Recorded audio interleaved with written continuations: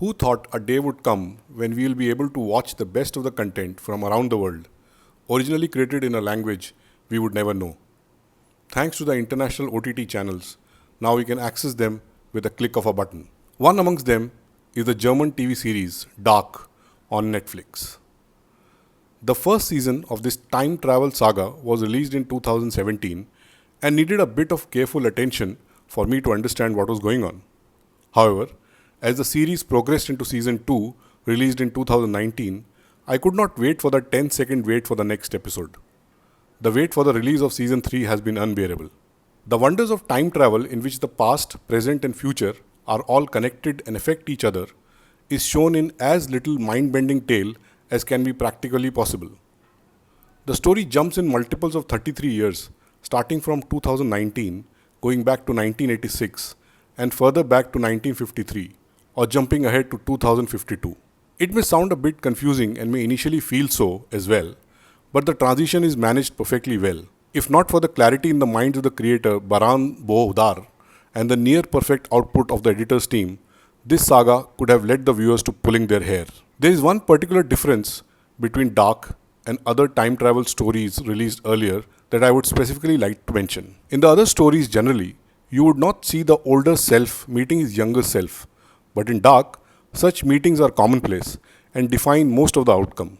Remember, in Back to the Future, the old Biff goes back in time and gives an almanac to his own younger self that changed the future? But then, think about it. If the future has been changed, then in the alternate reality, Biff will not be going back, and if it doesn't, then how do the younger Biff get the almanac?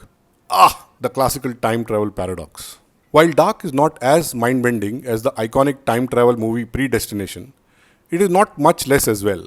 The story is primarily about the time travel adventures of the lead character Jonas, who wouldn't have existed if not for time travel. So can he really exist? I wonder. Anyways, the story moves back and forth in time as young, old, and older Jonas keep meeting and guiding his own self without realizing that this is exactly what is leading to the world that he is desperately trying to avoid. Question is, should he or should he not do anything? Maybe the future is because he did something in the past or because he didn't.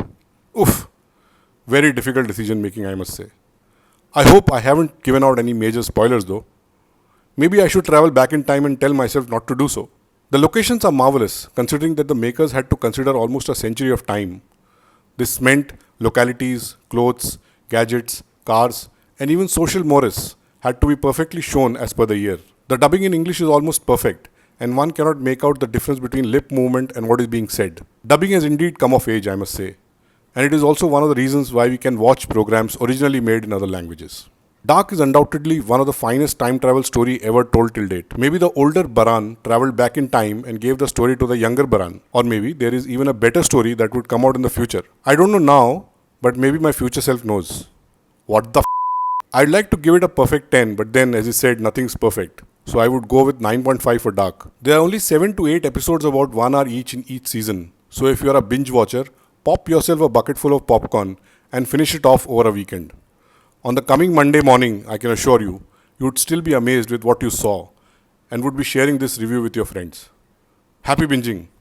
Subscribe to my channel if you liked it, share it with others, and post your comments to let me know if you agreed with my review or not. Mr. Memoji signing off. Bye-bye.